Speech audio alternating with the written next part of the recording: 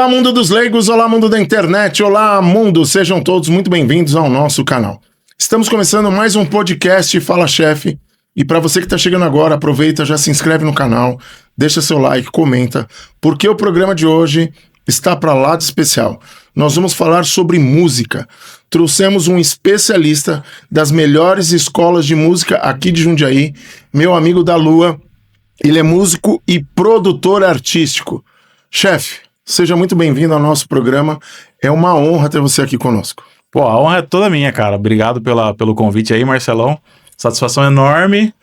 Tô um pouco nervoso, porque é a primeira vez que eu sou entrevistado no podcast. Normal, vambora. Mas é isso aí. Muito obrigado pela oportunidade, viu? Amigo, a primeira pergunta que a gente faz para todos os convidados é: como tudo começou? Como que a música surgiu na sua vida para você se tornar esse produtor de excelência que você é hoje? Cara, eu costumo dizer que a música ela faz parte de todo o meu processo de vida, assim, né? Por mais que eu tenha expandido áreas de atuação e tudo mais, a música ela tá presente no começo, no meio e acredito eu que no final também. O meu interesse por música veio por reflexo do meu irmão, que começou tocando violão. A gente não morava ainda em Jundiaí, morava em Franca. Ele fazia aula de violão, a gente era bem criança, eu devia ter acho que de 8 para 10 anos, e eu comecei a ver ele tocar violão, e aí eu participava, eu cantava umas músicas junto com ele, das músicas que ele estava aprendendo. A gente foi crescendo, ele foi continuando tendo interesse por música, aí o violão ele evoluiu para uma guitarra, e num determinado momento da história dos meus dois irmãos, que aí já tinha o meu irmão mais velho também, que já cantava, tocava baixo, eles montaram uma banda, na época de colégio, e um dia eles foram ensaiar em casa, velho. E quando o batera tirou aquela batera do carro, que ele começou a montar a bateria no quintal da minha casa, assim, aquilo ali pra mim foi uma coisa assim, foi um êxtase, né? Eu falei, é isso que eu quero fazer da minha vida. E a partir daí eu comecei a correr atrás, eu tinha 15 anos nessa época, eu arrumei um trabalho numa padaria do bairro para eu conseguir juntar o dinheiro para eu comprar minha primeira batera. Que legal. E aí daí assim eu nunca mais parei. Em 2005 os meus irmãos já davam aula, e aí no ano de 2005 eu trabalhava em São Paulo e eu falei para eles, vamos montar uma escola. Eles davam aula particular, né? Falei assim, eu vou trabalhar mais esse ano aqui em São Paulo, vou juntar uma grana para comprar mais equipamento, vou estudar mais para ser capaz de dar aula. E aí, isso foi em 2004, desculpa, e aí em janeiro de 2005 a gente fundou a FLM, que na época chamava FLM Núcleo Musical. Hoje a gente acabou intitulando ela de FLM Rock School, porque por mais que a gente tente negar, a gente não consegue. As pessoas que nos procuram por conta do nosso estilo, e nosso estilo é o rock and roll, não adianta, né? Então a gente assumiu essa identidade já há 10 anos, mais, enfim. E é isso, em janeiro de 2005 a gente fundou a FLM, que está até hoje aí, talvez uma das escolas mais antigas ativas ainda na cidade. Legal. E na escola, assim, eu sou totalmente leigo de música, então as perguntas que eu te fizer vai ser muito maluco, porque eu não toco nada, nem campainha, eu bato palma. Dentro da escola, quais são os instrumentos que vocês ensinam? Pergunta um. Certo. E outro, quando a pessoa chega totalmente leiga, ela não sabe nada, mas ela se identifica com o instrumento, ela consegue realmente aprender baseado na dedicação dela e os ensinamentos de vocês? Sem dúvida nenhuma. Vou começar pela segunda, respondendo a segunda pergunta. Muito se fala sobre o dom, né? A pessoa tem o dom de tocar e tal. Eu não tenho dom, eu escuto muito isso. Pô, vai lá tocar bateria lá, tal. Mas eu não tenho dom. Muito se fala sobre o dom, e eu costumo dizer, é quase que uma coisa assim, pré-definida já na minha fala, que o dom, sim, existem pessoas que têm mais facilidade, mas eu considero que o dom é o dom de se dedicar aquilo lá, porque não é só a pessoa, tipo, aquele cara toca só porque acordou sabendo. Sempre que você achar que tem uma historinha assim, puta, aquele cara do nada acordou sabendo, vai pesquisar. Esse cara, com certeza, ele tá prestando atenção nisso há bastante tempo, ele não se sente incomodado de se dedicar a isso. Pô, meu irmão, cara, eu falo que ele...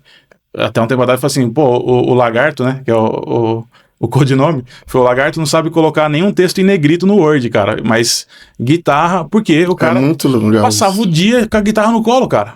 Eu falo, mano, é o dom de se dedicar ao negócio, né? Então a pessoa, quando ela tem essa facilidade e ela tem essa paixão, ela vai se dedicar muito, e aquilo, ela não vai nem perceber que ela tá fazendo aquilo, porque sai natural, né? ela quer estar ali, então ela nem percebe que ela tá se esforçando para aquilo acontecer. Essa é um tipo, né, de aluno. Aí tem o outro tipo de aluno que ele não tem tanto dom assim, tanta facilidade assim, mas ele quer aprender. E aí ele se esforça mais. Esse cara, ele vai, tipo, tentar colocar na agenda dele, e fala assim, não, eu tenho que estar lá, eu tenho que estudar. Esse cara comprometido também... ali. Comprometido, isso. Esse cara também vai desenvolver. Essa pessoa, né? Essa pessoa também vai desenvolver. A única pessoa que não desenvolve é a pessoa que não se dedica. Então a pessoa, tipo, acha que vai cair do céu. A gente tá passando por um momento de transição aí de gerações que eu acho que a geração moderna, ela ainda talvez não tenha tido esse estalo ainda de que para ter excelência em qualquer coisa, você precisa se doar. Eles querem tudo mastigado, né? Eu nem culpo, porque nasceram numa era que as coisas são muito facilitadas, né, cara? Exato. É muito facilitado. Tipo, puta, eu queria jogar o jogo tal. É um botão que o cara aperta, o jogo tá lá na mão dele. Eu queria, tô com vontade de comer um lanche, é um botão que ele aperta, o lanche tá na porta da casa dele. Então, quando você fala pra ele assim, cara, sabe esse rodimento aqui? Pra você aprender isso aqui, você tem que tocar 1 hora por dia, todos os dias, durante 10 anos. O cara dá risada da sua cara, né? Você fala, imagina. Aí temos o exemplo aí do Eloy Casagrande, é um baterista brasileiro que tá super em alta, como, pô, é o melhor baterista do Brasil, tá hoje tocando no Slipknot, foi baterista do Sepultura, antes do Sepultura tocava na banda Glória, aí você fala, não, mas o moleque é novo, pô, sei lá, o Eloy deve estar com uns 30 anos, talvez, não sei. Você fala, nossa, que sorte que o cara tem. Sorte. Eu tive o prazer de conversar com o Eloy quando ele tinha uns 18 anos. Ele veio tocar em Jundiaí, fazer umas coisas. Era amigo em comum dos pais dele, a gente conversou com ele. Cara, o moleque, ele toca desde os 6 anos de idade, 6 horas por dia, todos os dias. Nossa. Era uma coisa bizarra. Eu ouvi o moleque falar, não, cara... É uma excelência, né? E aí você fala, mano, não tem outro lugar pra esse cara estar. Esse cara tem que estar realmente no topo, porque ele dedicou a vida dele a isso, sabe? E às vezes você olha pra essa pessoa e você fala assim, nossa, eu queria tocar igual esse moleque. Cara, não dá mais, velho, porque você já tá com 30 anos de idade e esse moleque começou com 6. E ele fazia 6 horas por dia, sabe? Então, assim... Claro, eu sempre falo, você tem que mirar nos excelentes para você, claro. Né, para você não vai mirar no medíocre, não, né? Mira nos excelentes. Mas entenda que o cara paga um custo altíssimo, né? E eu acredito que entra naquela parte do dom, né? Do cara, assim, eu gosto tanto disso que para ele não foi porque ele queria estar ali, ele queria estar essas horas, ele precisava, ele fazia questão de estar todas essas horas treinando e tal. Então, fato, cara, só não vai desenvolver quem não se dedicar. E a garotada precisa se ligar nisso. É esporte, é música, é dança, é teatro, é qualquer coisa que precise do seu físico. Rapaz, pra você ser bom nisso, você tem que se dedicar. Você vai precisar repetir. É o que eu falo, é preparo, dedicação e muito empenho. Né? Sem dúvida. E você falando agora me fez lembrar aquela foto icônica do Michael Phelps, com todas aquelas medalhas de ouro de Olimpíada. Sim. E ele dizia, eu treinava dia 25 de dezembro, eu treinava dia 1º de janeiro, enquanto os meus concorrentes estavam comemorando algo. E é mais ou menos isso, a grande diferença tá nesse a mais, nesse detalhe, horas e mais horas. O próprio Oscar, que faleceu há pouco, sim, ele odiava ser chamado de mão santa. Acabava o treino, era 1000 arremessos ali. Antes de começar, ele tava... Então eu acho que isso é extremamente interessante. E assim, meu amigo, eu ouvi dizer, agora aquelas notícias de rádio peão, pro violino são 15 anos para você poder tocar com uma certa excelência, assim vai. A gente só aceita a informação. No caso da batera, quanto tempo em média, é lógico que tem a dedicação, tem o dom, mas eu digo a média, pra pessoa sair tocando de uma forma assim, legal, pra dizer, eu sou um baterista? Marcelão, eu tive já na escola alunos assim que totalmente do zero, nunca tinham tocado bateria e em 2 meses estavam tocando algumas músicas. Já tive aluno que também nunca tinha tocado bateria e demorou lá, sei lá, seus 1 ano e meio para conseguir tocar uma música e tal. Então, tá muito ligado ao tanto que essa pessoa se dedica, né, a fazer isso. Eu diria que hoje, para você conseguir tocar algumas músicas mais simples, para você se divertir ali num churrasco em casa, uma coisa, fazendo um som, entre 1 ano e 2 anos, você se dedicando pouco, ou quase nada, entre 1 ano e 2 anos você consegue estar arranhando um pouquinho ali. Legal. Se dedicou, fez ali tipo, uma rotina de pelo menos 15 minutos por dia, o importante é a constância, né? Entendi. Não consigo ficar 1 hora, não consigo ficar 5 horas. Não, você consegue ficar 15 minutos? Consigo. Então 15 minutos todos os dias. Se você conseguir fazer isso, cara, aí 3, 4 meses você já tá tocando alguma coisa. Top, legal.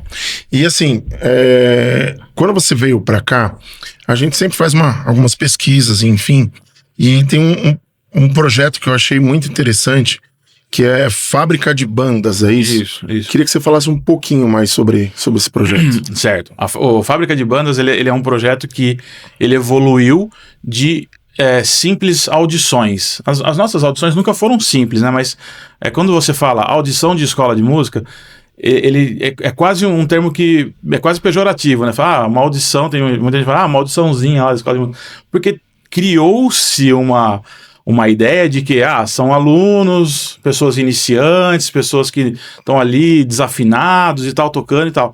E a gente sempre trabalhou com os alunos nessa questão de, mira no excelente. Vamos. Isso é legal. Fazia o cara tocar, sabe?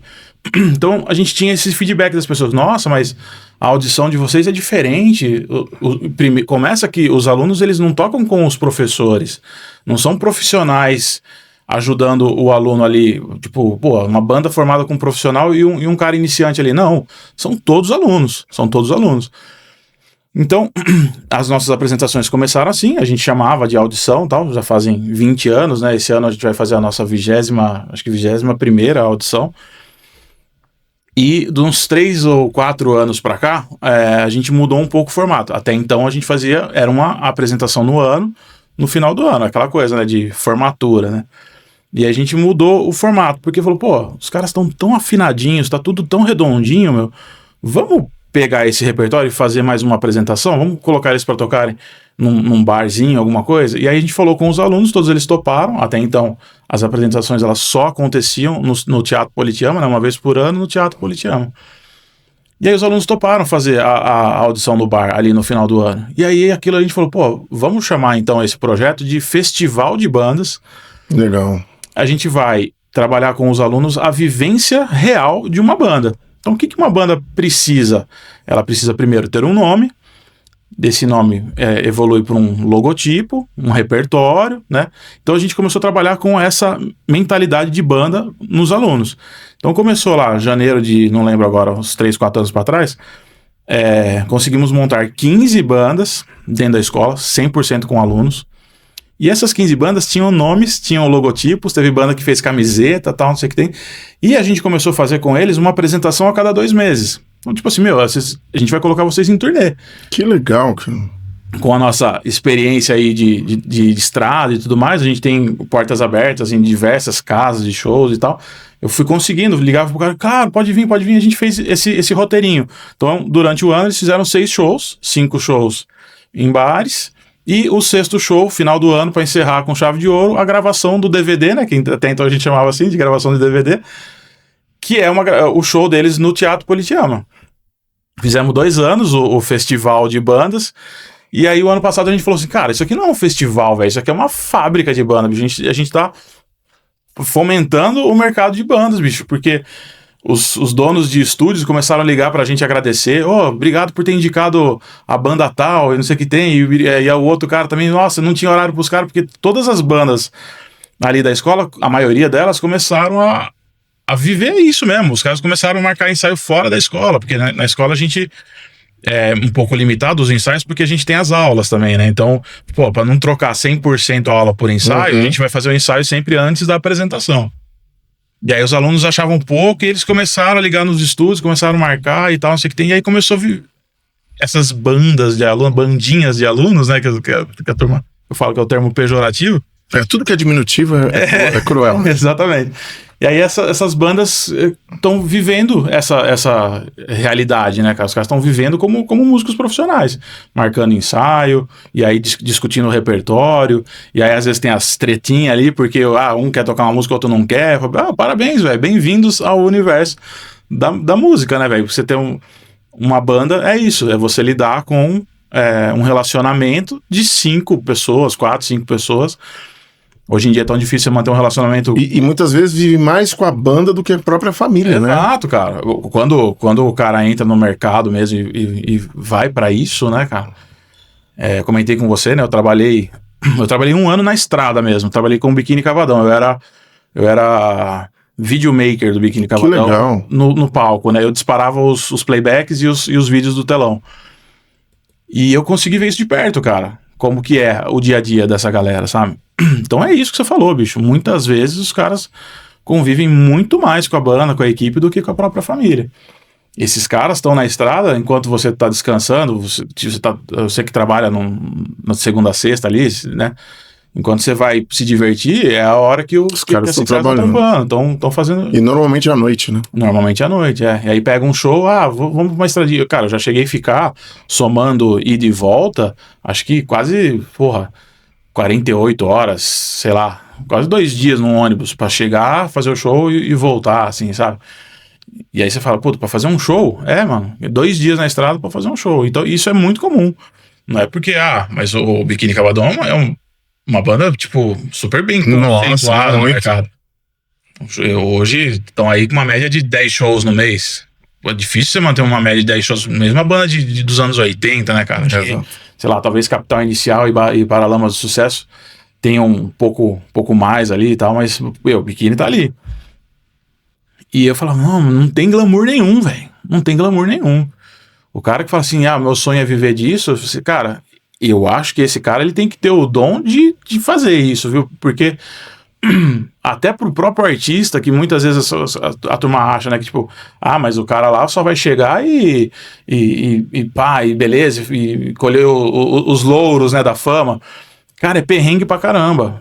A equipe tem um perrengue pior, né, mas até pro artista é perrengue pra caramba, porque fica sem dormir sim, come mal pra caramba, sabe? Então, mano, é um dom. Você querer entrar nisso daí, você tem que ter esse dom mesmo, cara.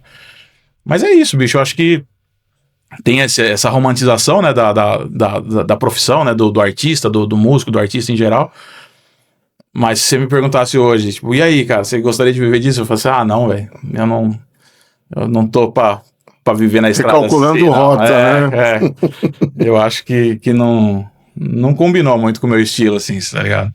Mas é engraçado, porque as pessoas buscam muito isso, né? Hoje, talvez na era digital, seja um pouco menos, né? O cara famoso hoje, ele pode ser famoso no quarto dele, né? Exato. O cara é um youtuber famoso.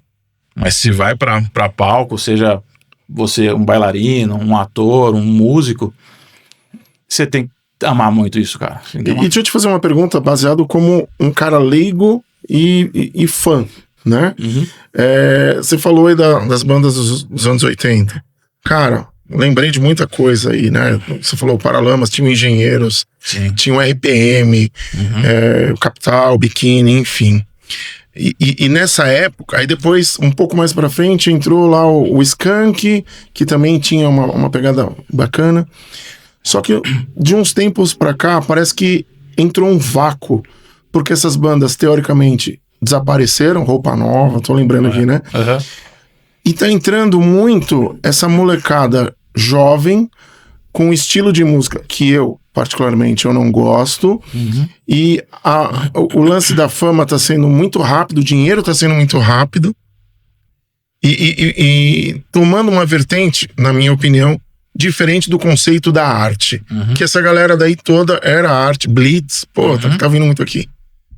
Dentro da tua experiência da escola de música, o que você acha que aconteceu nessa transição e por que eles desapareceram em relação... Porque hoje se toca uma música numa balada dessa época, cara, todo mundo canta, todo mundo consegue soltar a voz. E muitas músicas, principalmente do lado sertanejo, às vezes as pessoas se confundem. Eu acho que foi ali do Zezé de Camargo, do Chitãozinho Chororó, Leandro e Leonardo. Isso. Depois começou a vir uma galera que confunde quem tá cantando, como funciona. O que aconteceu nessa transição? Não sei se eu te coloquei num cheque. Não, uma pergunta difícil, uma pergunta ótima, mas uma pergunta difícil de responder. Mas é a pasteurização da música ali, né, cara?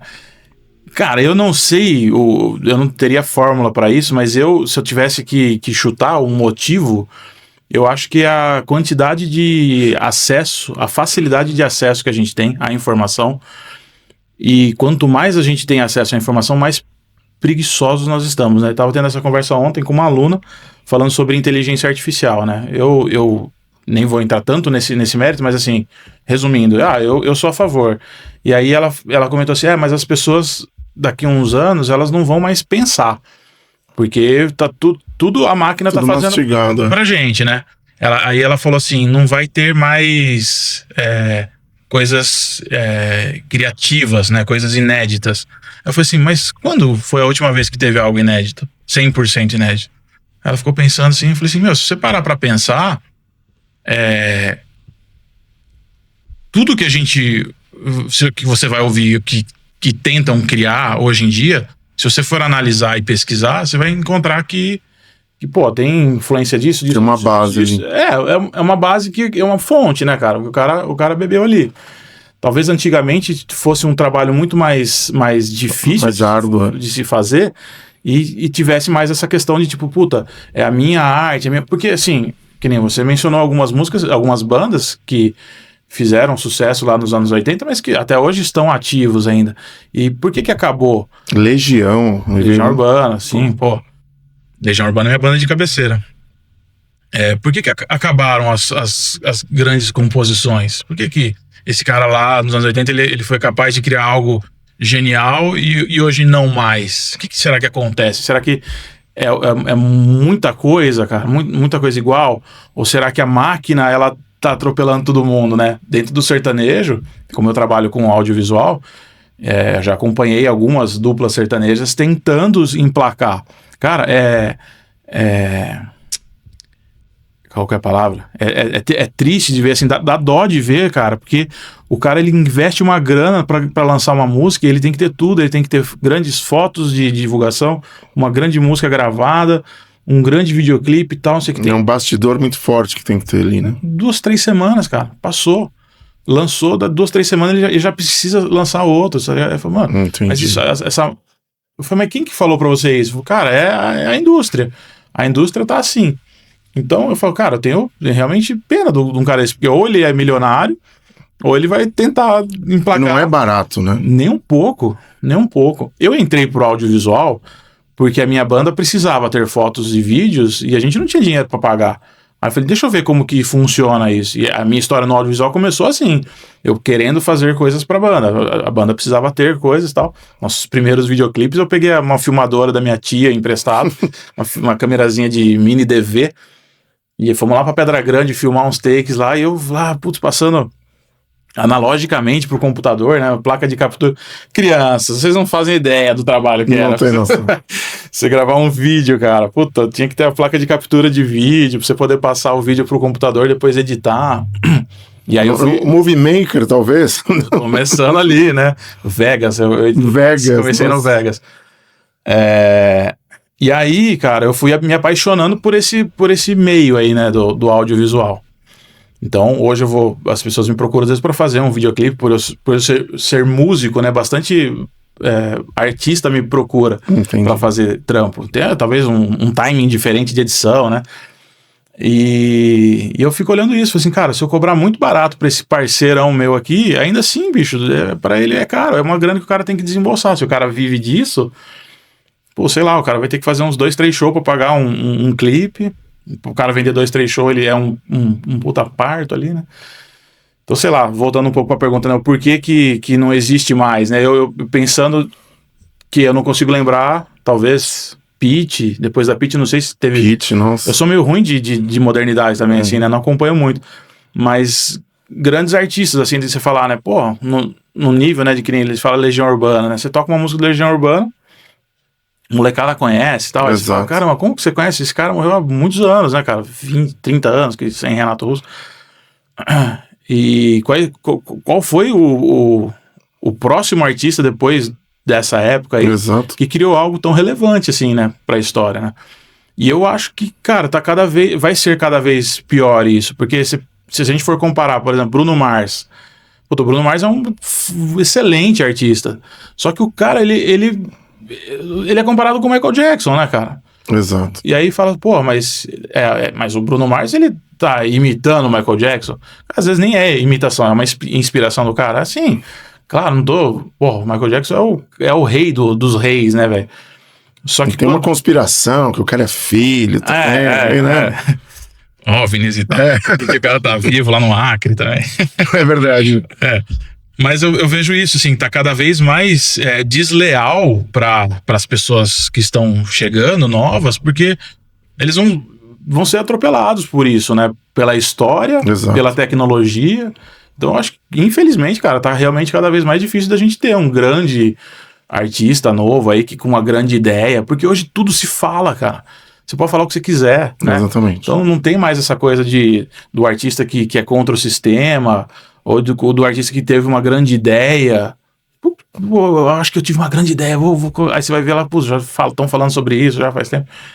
Então é difícil, cara, é difícil. E você falando da inteligência artificial, cara, vou tocar nessa tecla. Eu não manjo absolutamente nada. E o algoritmo vai te mandando algumas coisas. E eu descobri um aplicativo, não vou lembrar agora o nome, onde você digita a letra e ele cria vários estilos musicais. Suno. Acho que é isso.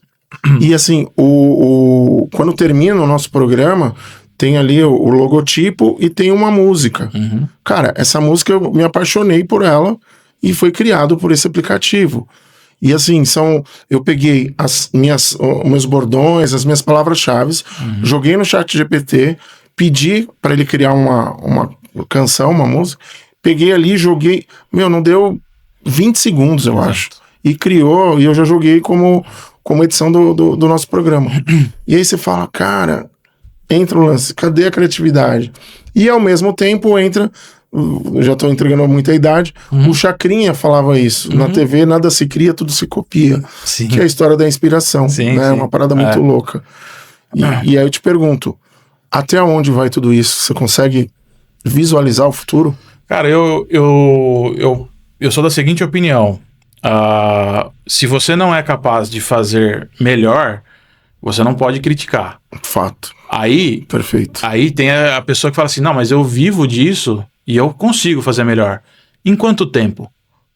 Quanto tempo um músico, demoraria para te entregar uma vinheta do seu programa? Aí você fala, putz, sei lá, 3 meses? Ou um cara que vai ficar em cima disso 1 mês? Parceiro, o bagulho te entregou em 3 minutos. E assim, você precisava de algo super inédito, super jingle? Não, cara. Você fez ali uma parada que ficou muito bom. É muito bom. É muito bom. Tem amigo meu que tá fazendo releituras de clássicos do rock. Só que ele quer fazer versão acústica. Ele tá pegando as músicas, ele tira a voz, porque senão o aplicativo não aceita, né? Porque fala que você tá plagiando e tal. Então ele tira a voz, joga lá, pede uma versão acústica daquela música, aí ele te dá uma versão acústica, ele põe a letra em cima. Então o que ele gastaria, sei lá, 6 meses ensaiando com a banda em estúdio para criar arranjos e talvez nem conseguisse fazer arranjos tão bons, ele conseguiu fazer em algumas horas ali, né? Um repertório de música. Aí você fala, pô, mas aí... Cara, esse cara tem 3 filhos para alimentar, paga pensão, isso que tem. Isso aí vai ajudar ele, cara. Sem dúvida. Isso vai ajudar ele. Então, assim, cara, é a evolução. Se você tentar brigar com a evolução, você vai ficar para trás. Vai ainda ter mercado, porque ainda tem pessoas que alugam DVD, que alugam VHS. Mas há uns anos atrás falavam isso, né? Tipo, Nunca que o streaming vai tomar o lugar de uma locadora, né? E acabou, né, cara? Acabou. Blockbuster, então, assim, bicho, é evolução. E eu tô, em todos os ramos que eu tô extremamente afetado pela inteligência artificial. Eu sou fotógrafo, eu sou videomaker, eu sou professor de música. Eu poderia estar aqui levantando a bandeira cara, para quê? Você acha quem sou eu? Eu tenho que entender a ferramenta e tentar usar ela em benefício do que eu vou fazer, do que eu vou criar. Um amigo meu veio me pedir desculpa. Eu falei assim, pedi desculpa, cara. Foi por quê? Não, eu desenvolvi um robô que atende o chamado das pessoas. Eu vendo fotos das pessoas, um pack de 3 fotos, R$15. O pessoal me paga os R$15. O meu robô, ela manda as fotos, o meu robô entende o que ela quer, pede o tema. Minha filha, aniversário de 3 anos. E o robô faz as fotos da menina e entrega. Eu falei, parabéns, velho. Você é um gênio. Você está usando a ferramenta a seu favor. Essa pessoa que paga R$15 para um ensaio fotográfico em inteligência artificial para a filha dela, não teria condição de pagar R$1.000 um ensaio num estúdio. E é legal isso, porque ela gostaria de ter isso, e ela não tinha condição de fazer. Então, mas assim, infelizmente é um negócio, é mais um rolo compressor que vem atropelando todo mundo. Então, tem que se adaptar, né? Você tem que se adaptar. Hoje, se eu falo assim, mas eu consigo fazer uma foto dessa melhor ali no estúdio e tal, mas, cara, vou perder um dia inteiro. Não vai custar barato pra mim, não consigo cobrar R$15. Então eu falo assim, não, beleza, então eu vou parar de fazer? Não, eu vou continuar fazendo e vou continuar atendendo a pessoa que tem condição de pagar, e que quer viver essa experiência, e que quer que seja uma foto real, que não quer que seja uma coisa criada pela coisa. Mas tem um monte de gente que quer também e não tem a condição de fazer.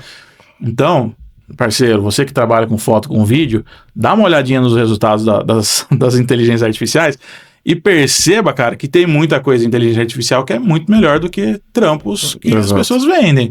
Então você vai ter que pedalar e você vai ter que conseguir fazer coisas melhores, né? Eu acho isso. É uma ferramenta. Não tem como brincar. Não, e baseado nisso que você falou há pouco do audiovisual, cara, eu tomei, pra mim, de bastidor de programa, a gente faz aqui, depois eu vou de uma forma amadora pro, se é que a gente pode dizer isso. Eu edito, eu faço tudo certinho. Um programa que dura uma média de 40 minutos, 1 hora, para deixar ele pronto, cara, leva 2 horas e pouco. E aí, você como profissional, por que eu tô falando isso? As pessoas às vezes querem colocar preço no seu produto, né? Falando assim, mas é rapidinho, faz aí. Pô, o programa é de 40 minutos e demorou 2 horas para ficar pronto. Fora a renderização e assim vai. E muitas vezes as pessoas não entendem. Faz sentido que esse tempo é muito maior do que as pessoas imaginam?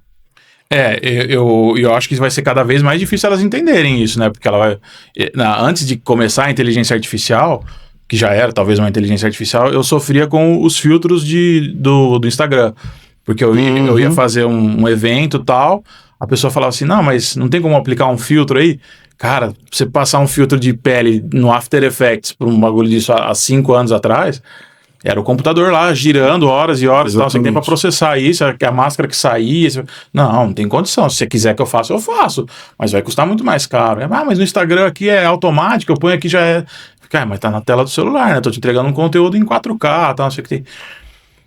E aí essa briga acho que é desde sempre, né? E agora, com a ideia das IA, eu acho que vai ficar cada vez mais difícil das pessoas entenderem isso, que a coisa realmente ela demanda um tempo maior. Hoje, cara, eu graças a Deus, assim, eu demorei muito pra aprender a cobrar. Demorei muito, cara, porque como eu comecei fazendo coisa pra minha banda, e aí eu fazia, lógico, na minha banda nunca não cobrava nada, né? Fazia pela paixão, pelo amor à arte e tal, sei que tem. E aí outra banda falou, você que fez, eu vou fazer pra mim também, eu vou na camaradagem e tal. Então, assim, foram anos até eu falar assim, puta, cara, isso tem um preço, deixa eu começar a cobrar. E aí eu cobrava ali. Hoje eu consigo ter uma tabela de custo e eu não saio dessa tabela, cara. Só saio pra amigos, assim, né? Tipo, às vezes um amigo quer fazer, eu dou alguns descontos, mas fora isso, cara, esse é meu preço de tabela. Mas tem pessoas que fazem mais barato. Cara, graças a Deus eu não preciso brigar por valor. tenho a minha escola de música, tenho uma locadora de equipamentos de audiovisual, a única em Jundiaí, hein? FLM Locações. Aí, Legal, manda bala. Então, assim, eu fui abrindo leque, e hoje eu não preciso brigar pelo preço. Eu falo que o meu preço não é o mais barato, mas está longe de ser o mais caro. Muito longe de ser o mais caro. Então, assim, eu tô ali, tô no intermediário, um valor que eu acho que vale pelo meu trampo, pelo tanto que eu me dedico. E esses dias eu tava falando para um amigo meu, eu falei assim, cara, sabe o que eu entendi do meu orçamento? É que o cara, ele não paga só pelo trampo, ele paga pela minha entrega ao trampo dele, cara. Lado humanizado ali, né? A hora que você fala pra assim, da Lua, faz um vídeo da minha empresa, cara, eu vou pegar isso como se fosse a minha empresa, eu vou me dedicar de uma forma, cara, que eu vou te fazer um monte de perguntas, eu vou querer que aquele vídeo seja o vídeo mais incrível do mundo. E eu acho que essa mão de obra talvez esteja um pouco escassa, assim, porque a galera não cobra tanto, e aí o cara, ele precisa fazer coisas muito mais rápidas, né? Então, falo muito sobre isso. Você pode ter a sorte de encontrar um cara muito bom que está começando, e esse cara vai te cobrar um preço barato para fazer um serviço incrível. Mas o que mais tem aí, que as pessoas que cobram muito barato, que tem os trabalhos piores, velho, porque o cara não consegue vender um trabalho mais caro. Sim. Então tem mercado de todos os tipos e para todos os gostos, assim. Por isso eu falo, mano, não vou entrar nas brigas de mercado.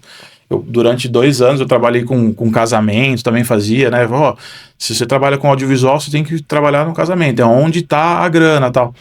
E aí eu me deparava muito com essa briga de orçamento, porque o cara fez por 5, outro é 6, outro é 4, outro é 3, você tendo que diminuir para fechar o trampo.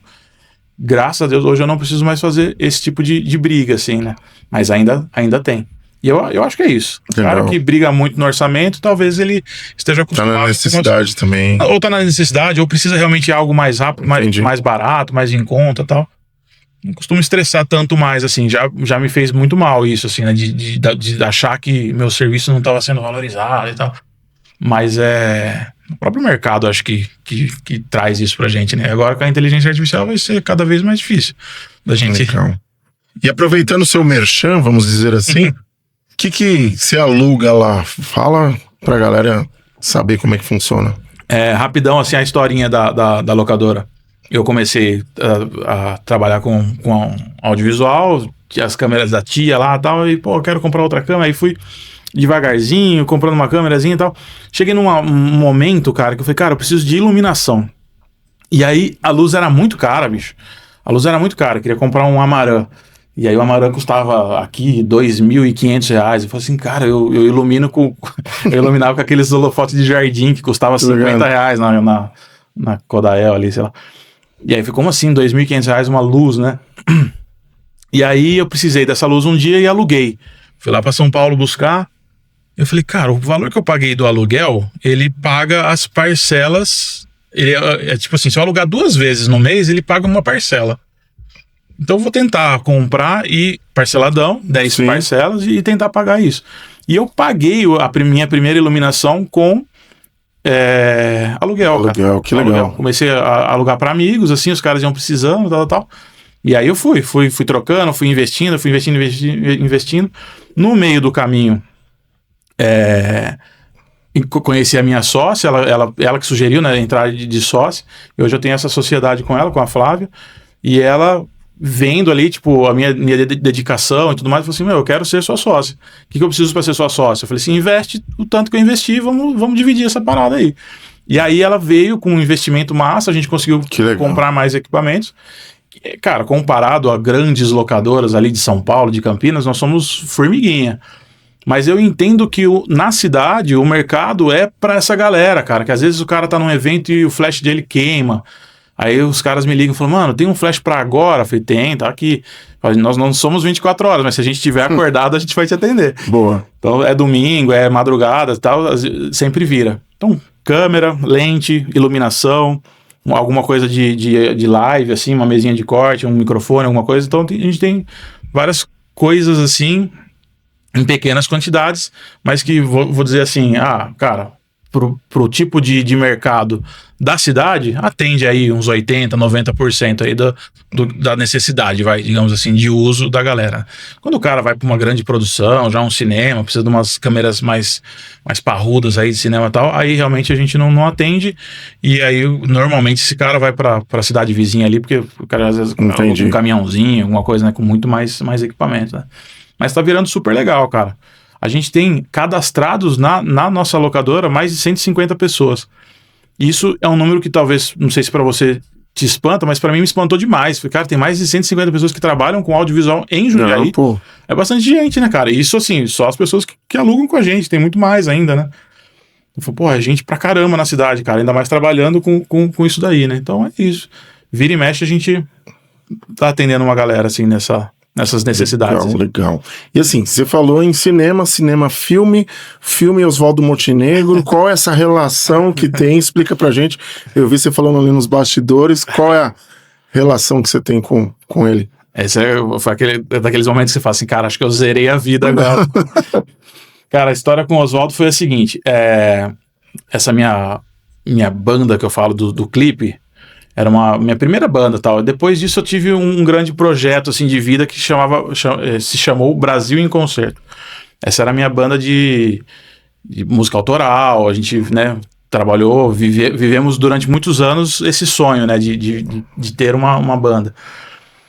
E na gravação do nosso segundo disco, a gente queria que tivesse alguém de peso produzindo o disco.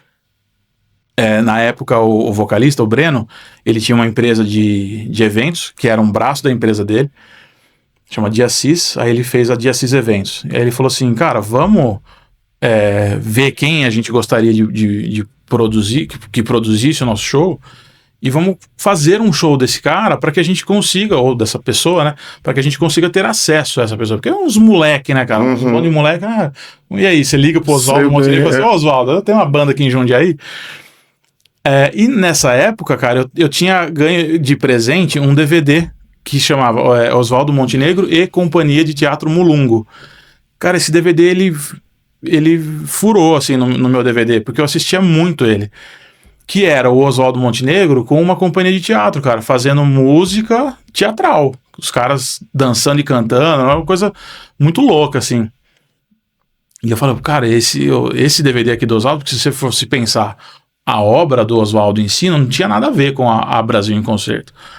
Mas nesse DVD tinha tudo a ver. Porque a gente tinha essa vibe, assim, super feliz, e tocava e dava risada, e tinha coreografia no show. E aí o Breno, com a empresa dele de Assis, ele organizou um show do Oswaldo Montenegro aqui no Politeama. E a gente foi com o nosso CDzinho, com o primeiro CDzinho, entregamos pro produtor dele, falou, se puder entregar pro Oswaldo. Que legal. A gente gostaria que ele produzisse o nosso próximo disco. E a gente, até então, mano, não tinha... Só via a cabecinha branca dele passando no teatro, assim. E a gente viu ele pegando o CD assim, ele fez assim, ok, e saiu. Saiu com o CD na mão, saiu do teatro, inclusive. Passou aí uns 40 minutos, mais ou menos, ele voltou pro teatro. E aí alguém gritou assim, cadê o da Lua? O Oswaldo tá chamando lá no camarim. O Breno já tava com ele ali, né? Porque ele era o produtor. Deu o piripaque do Chaves, né?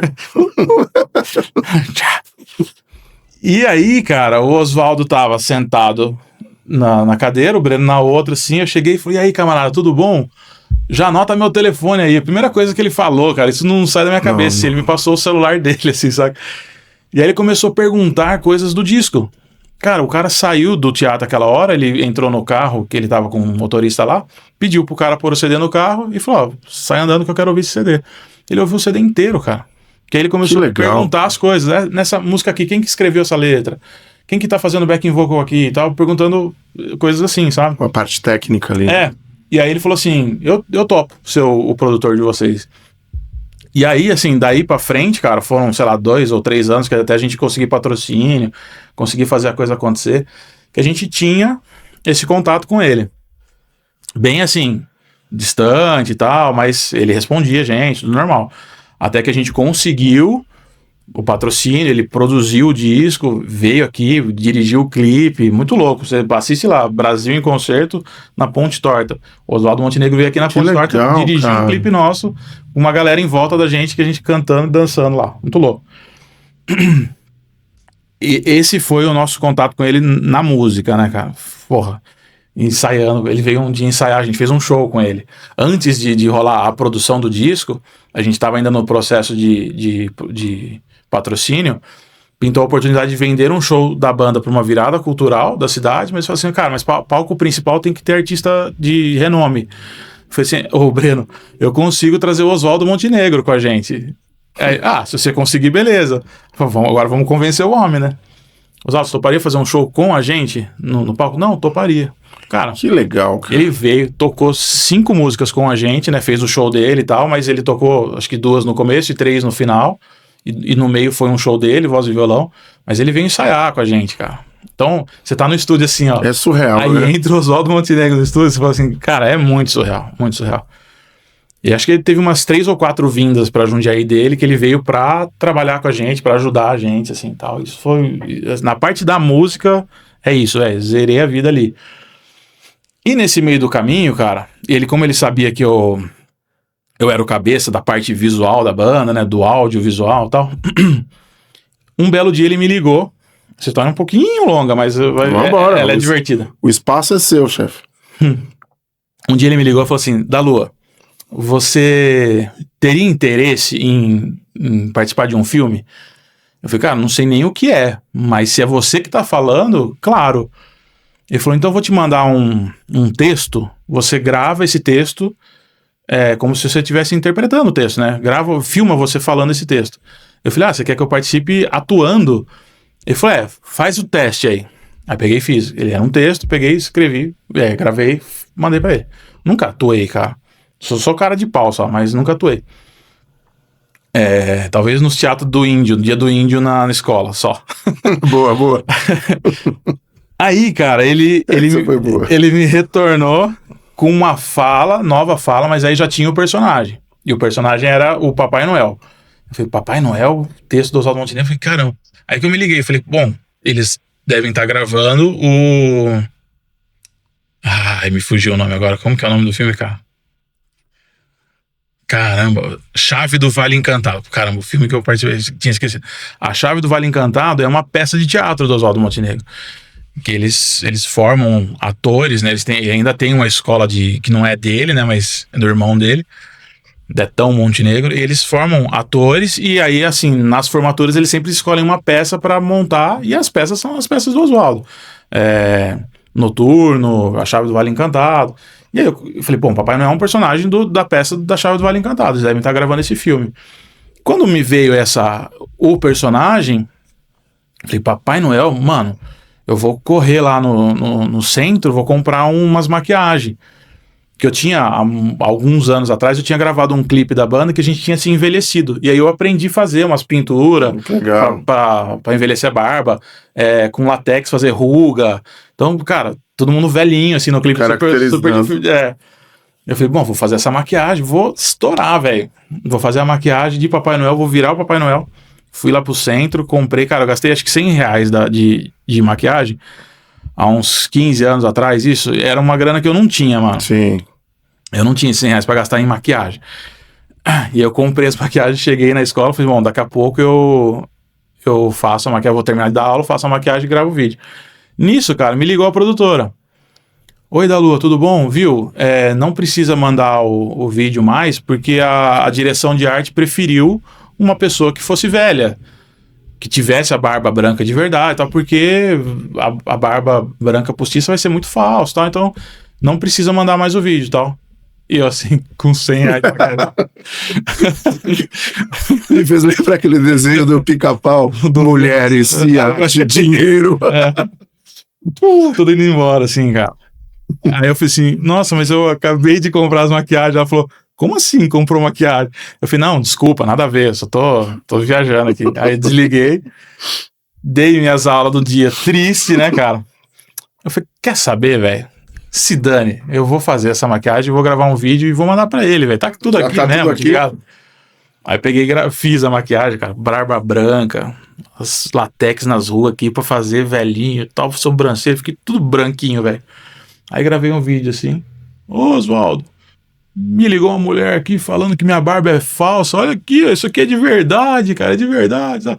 Aí eu falei, pô, sacanagem, Oswaldo. Obrigado, velho, por você ter me dado a oportunidade de pensar isso, cara, que eu poderia participar de um negócio desse. Eu nunca tinha pensado nisso, né, cara? Pô, obrigado por ter destravado esse sonho aqui pra mim. E beleza, obrigado, tamo junto. Desliguei. Cara, deu 1 minuto, ele me ligou. Eu falei, o Oswaldo, ih, caralho, será que ele não gostou, velho? Eu peguei, alô? Aí ele só falou assim, agora eu vou ter que arrumar alguma coisa pra você fazer nesse filme, né, Dalô? Eu falei, cara, só se você quiser. E aí ele me chamou pra ser assistente dele, cara. Então eu trabalhei nesse filme com ele, sendo o braço direito dele no set. Então eu fiquei que legal, 15 dias nas locações lá e tal, sendo o braço direito dele ali, cara. Ficava do lado dele o tempo todo. Então, cara, isso foi uma escola absurda, assim, pra mim, sabe? De ver como que é a pessoa da direção de arte pondo as plantinhas, a próxima coisa no roteiro, o que vai ser e tal. E eu lá, mano, trampando de produtor e assistente dele, carregando as Coca-Cola dele, porque ele só toma Coca-Cola zero. Nossa, sensacional. Então essa é uma história assim que eu curto de contar, cara, porque era uma coisa quase que perdida ali.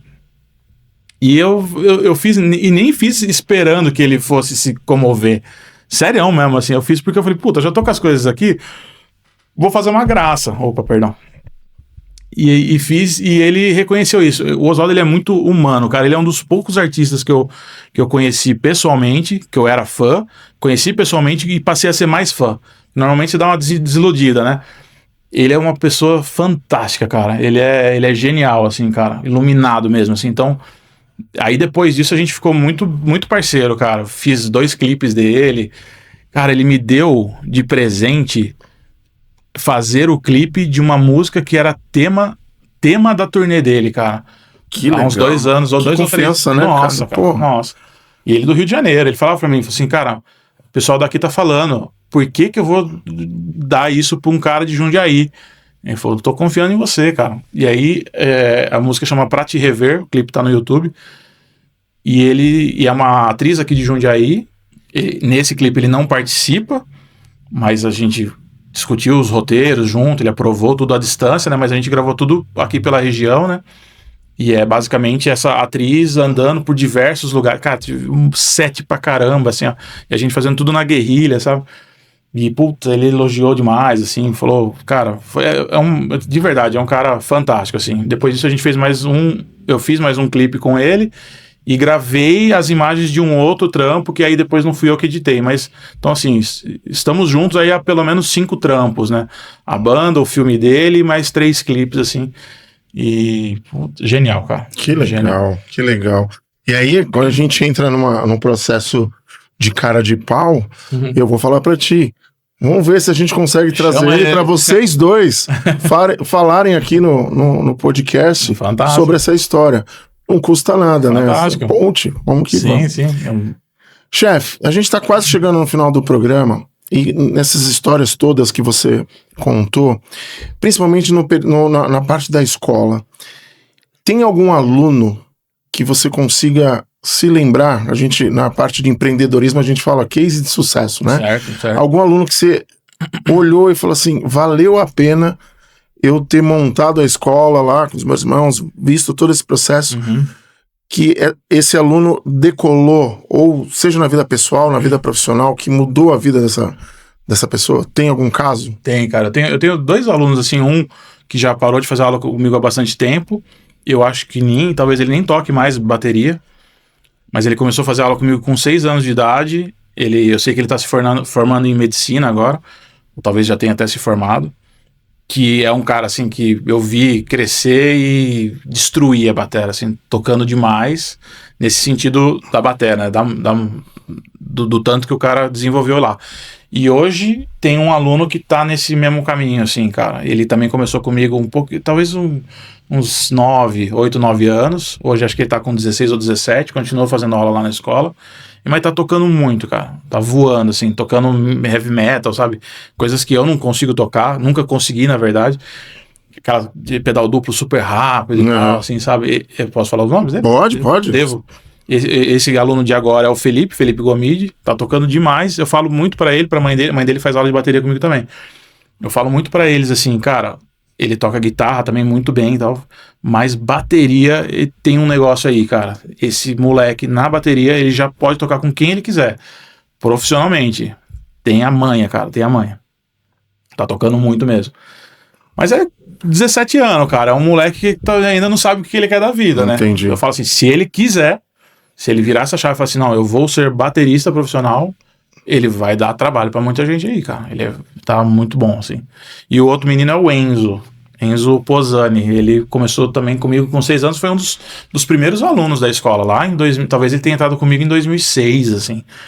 2006, 2007, tinha 6 anos de idade, cara. Ele chegou, já tocava umas músicas do U2, assim, fazendo umas viradinhas. Eu falei, mas você tem só 6 anos, moleque. Como assim, né? Então eu até falo assim, cara, eu não... tem gente que bate muito no peito e fala assim, meu aluno, então, eu vejo muito, cara, o mérito dele mesmo, assim, saca? Eu me coloco até como, assim, cara, eu sou só um orientador aí no caminho dele, tá ligado? Porque esse moleque aí, cara, a estrela dele já tava brilhando, pô, moleque com 6 anos de idade, tocando já U2, fazendo 2 mãos ali no chimbal, alternando caixa, cara, eu só dei uma ajuda ali, sabe? Acho que o teu conceito é transformar vidas, é trazer, vamos usar esse talento e desenvolver para que ele chegue num ponto. É o elo ali. Isso. Eu brincava que eu falei assim, mano, eu sou só um ponto de equilíbrio na sua vida, porque você passa a semana inteira ouvindo sua tia falando que você é o melhor baterista do mundo, e a hora que você chega aqui eu tenho que botar você um pouco na realidade. Então só volta. Eu sou um pouco carrasco, assim, talvez esses choques de realidade tenham ajudado. Mas é bom. Legal. Chefe, a gente está chegando ao final do nosso programa. Foi uma aula, foi um bate-papo super bacana. Eu queria que você deixasse suas considerações finais, deixasse os contatos para quem está assistindo, de repente desperta e fala assim, deixa eu aprender um pouco de batera. Show. O espaço é seu aí. Perfeito, man. Então, rede social FLM Rock School, é a escola de música. FLM Produções é a parte do audiovisual e aluguel dos equipamentos, né? Tanto na FLM Rock School quanto na FLM Produções você vai conseguir falar comigo lá. Mais pessoas respondem também, mas e outra, né? Tipo, quer fazer aula de guitarra, quer fazer aula de canto, teclado, pode mandar mensagem pra gente lá. Nessas 2 redes sociais vocês conseguem falar com a gente tranquilamente.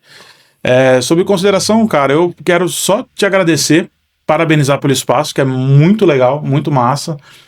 De fato, foi a primeira vez que eu fiz uma entrevista assim, para um podcast. Me senti super à vontade aqui. Legal. E, cara, é muito legal você dar essa oportunidade pra gente, assim, saca? Que nem você tava falando, né? Às vezes você tá dentro de um negócio que tem tanta coisa diferente, de um grupo de WhatsApp que tem tanta gente diferente e que todo mundo pode vir aqui e você vai ajudar todas essas pessoas, cara. Então isso é fantástico, cara. Desde da chinesa que terapia integrativa chinesa. Terapia integrativa chinesa, um professor de batera, velho. Tipo, cara, todo mundo, você tá ajudando todo mundo. Exato. Então é muito legal esse seu espaço, parabéns. E, cara, o que eu puder ajudar, vou falar com o Oswaldo Montenegro, vou mandar mensagem pra ele, o Marcelão te chamou pra vir aqui. Boa.